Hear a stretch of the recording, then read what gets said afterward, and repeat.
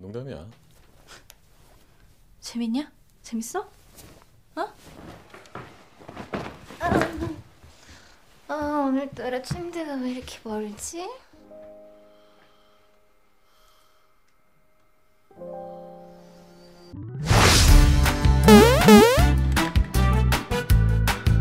Hai guys, apa kabar kalian? Kembali lagi di sini bersama gue IPD. Kali ini gue bakal ngebawain alur cerita film dari Korea dengan judul All About My Wife. Film ini menceritakan seorang pria yang meminta laki-laki lain untuk menggoda istrinya sendiri karena istrinya sudah tidak seperti saat mereka awal-awal nikah. Apakah rencana pria itu berhasil menyuruh laki-laki ini untuk menggoda istrinya? Tapi sebelum kita mulai ke videonya, bagi kalian yang baru mampir ke channel ini, jangan lupa subscribe dulu dong. Udah? Oke guys, langsung aja kita ke videonya. Di awal film terlihat seorang pria dan wanita lagi duduk di meja makan. Lalu terjadilah sebuah gempa bumi di Jepang. Ternyata itu adalah pertemuan Jong In dan Dong Hyun untuk pertama kalinya. Hal itu membawa mereka ke sebuah pernikahan. Dan mereka pun hidup bahagia sebagai pasangan suami istri yang penuh dengan cinta.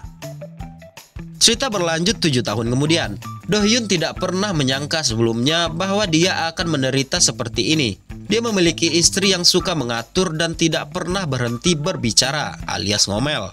Do Hyun seakan merasa berada di dalam penjara bersama Jong In.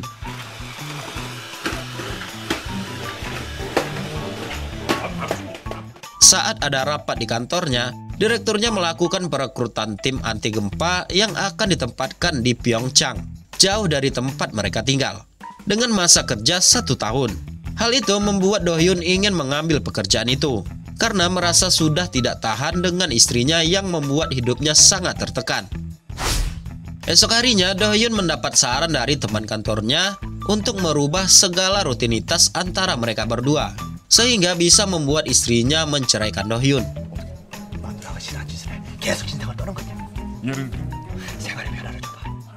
Lalu Do Hyun mencoba membuat Jong In kesal dan kecewa di rumah, tetapi itu tetap saja tidak berhasil. Lalu untuk urusan kantor, Do Hyun pun mencoba berbagai cara agar bisa ditempatkan di Pyeongchang. Sampai pada akhirnya, setelah melakukan berbagai drama yang panjang dan pemberian jatah per weekend, Do Hyun pun berhasil pergi ke Pyeongchang.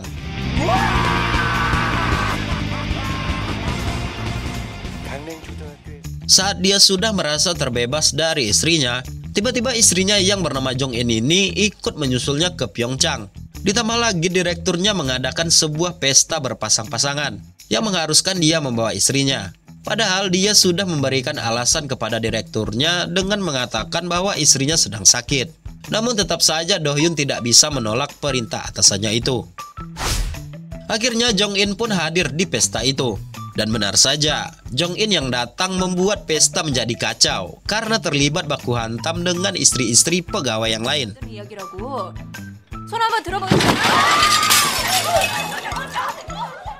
Saat Jong In ingin pulang, ia melihat sesosok pria yang akan mengakhiri hidupnya. Pria itu bernama Jang Sung Ki, kita panggil saja dengan Sung Ki. Jong In lalu membawa Sung Ki ke kantor polisi. Saat di kantor polisi, Do Hyun menyusul Jong In. Tapi di sana Jong In terus berdebat dengan Sung Ki. Saat akan pulang, Pak Polisi memperingatkan Do Hyun kalau si Sung Ki itu adalah pria yang suka merayu wanita. Banyak orang yang terpesona kepadanya. Pak Polisi meminta Do Hyun agar jangan sampai istrinya jatuh kepada pelukan Sung Ki.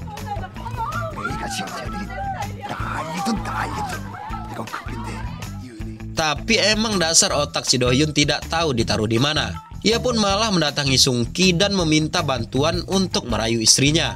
Namun Sung Ki menolak karena tidak semudah itu Sung Ki menerima tawaran dari Do Hyun. Dengan mengancam ingin mengakhiri hidupnya, Do Hyun terus memohon kepada Sung Ki agar bersedia merayu istrinya.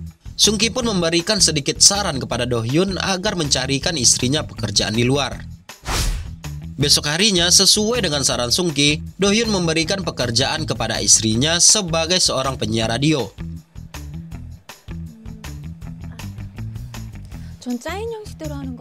Di sisi lain, Sung Ki berusaha mengeluarkan jurus rayuan mautnya agar bisa mendekati Jong In. Namun, Jong In bukanlah istri biasa yang mudah tergoda. Sung Ki meminta bayaran 2 kali lipat pada Do Hyun. sempat terjadi perdebatan karena Do Hyun menganggap kemahalan. Namun pada akhirnya tetap saja mereka sepakat. Dengan teori rayuan yang ada pada dirinya, Sung Ki meminta Do Hyun untuk menuliskan semua yang ia tahu dari istrinya tersebut.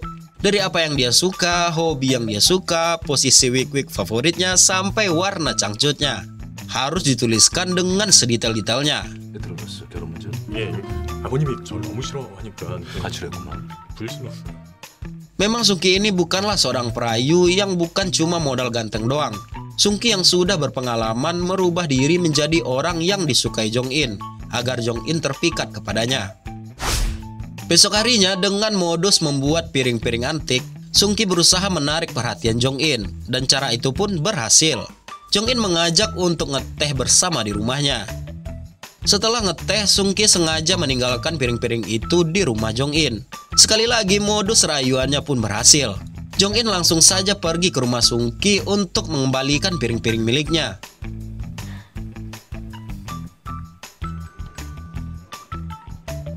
Dan alangkah terpesonanya Jong In ketika ia memasuki rumah Sung Ki. Di dalam rumah Sung Ki, semua isi rumah itu sangat sesuai dengan apa yang dia mau. Hal itu membuat Sung Ki semakin mudah PDKT dengan Jong In. Hari demi hari mereka lewati. Siang itu saat mereka pulang bersama, Sung Ki mengajak Jong In untuk memeras susu sapi.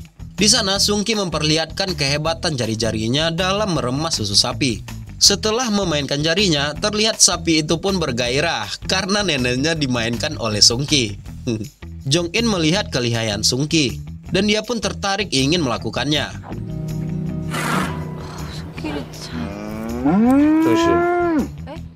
Ia pun memeras susu bersama Sung Ki. Terlihat Jong In mulai nyaman dan merasakan getaran pada dirinya saat menikmati momen berdua bersama. Lalu cerita berlanjut di mana Sung Ki dan Do Hyun berkemah bersama.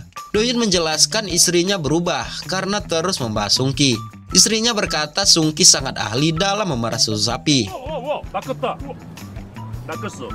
제 와이프가 언제가 이렇게 낚이겠죠? Hari demi hari berlalu. Jong In yang menjadi penyiar radio secara tidak langsung, ia menceritakan rutinitasnya bersama Sung Ki. Hal itu membuat warna baru pada acara radio tersebut, sehingga memiliki rating yang tinggi. Jong In dan Sung Ki pun terlihat semakin dekat. Mereka sering pulang bareng, makan bareng seperti selayaknya kekasih yang sedang bucin. Do Hyun yang kepo melihat perkembangan hubungan Sung Ki dan istrinya sering menguntit mereka. Sung Ki yang menyadari hal itu pun tidak tinggal diam.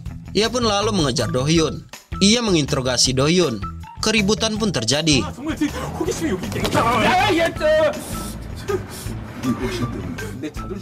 Sesampainya di rumah Do Hyun, dia disambut istrinya yang sedang mabuk. Ia mulai nyaman dengan pekerjaannya sebagai penyiar radio. Saat itu istrinya yang tiba-tiba berubah menjadi lembut membuat Do Hyun bergairah. Namun saat mereka lagi pemanasan, ada telepon yang berdering. Jong In pun bergegas mengangkat telepon itu. Ternyata Jong In diharuskan untuk pergi ke kantornya. Do Hyun yang sudah panas itu pun harus ikhlas untuk menahan gairahnya. Lalu cerita berlanjut saat mereka sedang makan bersama teman kerjanya. Temannya memberikan kabar bahwa Jong In terpilih untuk siaran radio di radio publik di Seoul. Hal itu membuat Jong In dan Do Hyun terpisah untuk sementara waktu. 나 가도 돼? 당연하죠. 안 그래요? 아니 뭐. Jong In pun semakin terkenal di radionya. Sedangkan Do Hyun mulai merasa kesepian di rumah. Pada malam harinya, Jong In pulang ke rumah dengan membawa mobil baru. Hal itu membuat Do Hyun kesal. Karena Jong In sebagai istri tidak berkompromi bersama dirinya. Tapi kekesalan Do Hyun mereda saat Jong In membawakan makanan kepadanya. Saat mereka sedang kangen-kangenan di depan rumah, HP Jong In pun bergetar. Jong In pun memutuskan untuk pergi lagi dengan dalih akan siaran dan meninggalkan Do Hyun. 아니 그냥 내일 해 뜨면 가라니까 위험하다니까 밤이야. 야야야 운전 막. Sepertinya Jong In telah termakan rayuan Sung Ki sampai ia pun berbohong kepada suaminya. Dengan diiringi musik yang syahdu, Sung Ki melancarkan jurus-jurus mautnya. Sementara itu, Do Hyun yang berada di rumah sendirian merasa sangat gusar memikirkan Jong In. Kemudian dia pergi mencari istrinya. Ia mendapati istrinya sedang bermesraan dengan Sung Ki di depan rumahnya. Bagaikan berada di rumah pacar yang kosong, Sung Ki pun mendekap Jong In. Sontak saja membuat Jong In sangat baper. dan bergairah tentunya. Lalu mereka pun berpisah. 판이 좀 서 있어요. 그가 세레나데를 바치려고 해요. Di sisi lain, Do-hyun yang terlihat kesal dengan Sung-ki tiba-tiba mencoba menabrak Sung-ki. Namun ia mengerem mendadak mobilnya, sehingga tabrakan pun tidak terjadi. Ia menyesal karena sudah menyuruh Sung-ki merayu istrinya. Lantas Do-hyun menyuruh Sung-ki untuk segera menjauhi istrinya. Tapi naas, Sung-ki pun telah jatuh cinta kepada istri Do-hyun. Dan perkelahian pun tidak bisa terelakkan. 미친 거 아니야? 내 아내예요. 네가 팔아먹으려고 했던. Lalu cerita pun berlanjut, di mana Jong-in akan bekerja untuk mewawancarai seseorang. Tapi ia sangat kaget karena yang dia wawancarai ialah Sung-ki, pria yang selalu muncul di benaknya. Dengan mulut buaya dan rayuan maut yang ia miliki, Sung-ki menceritakan kisahnya kepada Jong-in. Ia menggunakan lukisan pasir, sehingga hal itu membuat Jong-in kembali baper kepada Sung-ki. Pada malam harinya, ketika Do-hyun pulang ke rumah sekembalinya dari bekerja, Jong-in terlihat sangat resah, dan hal itu membuat Do-hyun cemas. Tanpa sadar, dia keceplosan mengatakan bahwa dialah orang yang menyuruh Sung-ki untuk mendekati Jong-in. Mendengar hal itu membuat Jong-in sangat kecewa kepada Do-hyun. 아 그게 아니잖아. 적어도 지금 끝난 말은 아니지. 너무 비열하잖아. Besok harinya, Jong-in ingin membagikan kisahnya dengan suaminya di radio tempat dia bekerja sambil berlinang air mata. Di acara tersebut, ia mengutarakan niatnya untuk bercerai dengan Do-hyun. Do-hyun yang mendengarkan perkataan Jong-in di tempat kerjanya terlihat sangat menyesal dan sedih. 계속 말을 시키세요.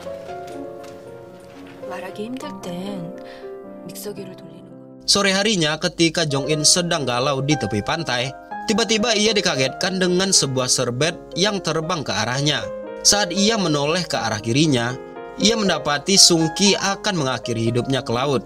Lalu Jong-in pun mengejarnya. Syukurlah mereka berdua berhasil selamat. Setelah mereka sampai di kantor polisi, Do-hyun sudah menunggu Jong-in di sana. Jong-in yang sudah sangat kecewa kepada Do-hyun tetap bersekukuh ingin bercerai dengan Do-hyun. Si Sung-ki yang mendengar hal itu pun tertawa. Do-hyun pun merasa kesal karena ditertawakan. 나랑 얘기하는 거 싫어하잖아. Kemudian terlihat Do-hyun dan Sung-ki pun mengobrol berdua di pinggir pantai. Sung-ki mengatakan sebuah fakta bahwa ia hanya memperlakukan Jong-in layaknya seorang wanita. Hal itu yang tidak dilakukan oleh Do-hyun selama bersama istrinya itu. Hari-hari pun berganti. Seperti filosofi membangun rumah setelah gempa, Do-hyun ingin memperbaiki hubungannya supaya lebih kuat dan kokoh bersama Jong-in. 모르겠지. Pada hari berikutnya, mereka berdua datang ke pengadilan untuk menjalani proses perceraian. Terlihat Jong-in menjadi lebih kalem, tapi justru sebaliknya Do-hyun yang menjadi lebih sensitif, seperti wanita yang sedang datang bulan. Lalu mereka pun duduk di sebuah meja makan. Do-hyun pun mengungkapkan semua perasaannya. Do-hyun pun akhirnya menyadari semuanya, karena selama ini ia merasa kesepian semenjak tidak dipedulikan oleh istrinya itu. Ia merasakan hal itu sekarang. Tiba-tiba Jong-in terkejut dengan getaran HP-nya. Ia pun mengira itu adalah sebuah gempa. Hal itu membuat mereka seperti deja vu, seperti saat mereka pertama kali bertemu. 야 여진 끝난 지가 언젠데. 착각한 거 아니야. Akhirnya karena teringat masa lalu itu, mereka pun sama-sama tersenyum sehingga karena kejadian itu, Do-hyun dan Jong-in memutuskan untuk tidak jadi bercerai. Dan tamat. Gue kira akan terjadi wik-wik antara Sung-ki dan Jong-in, tapi ternyata tidak. Film ini mengajarkan kita untuk memperlakukan pasangan kita dengan sebaik-baiknya. Jangan sampai karena dia merasa kesepian lalu tergoda dengan orang lain. Oke guys, sampai di sini dulu video kali ini. Jangan lupa tinggalin like, komen, dan subscribe-nya. Aktifin tombol loncengnya juga. Share juga ke teman-teman kalian. Sampai jumpa di video selanjutnya dan bye.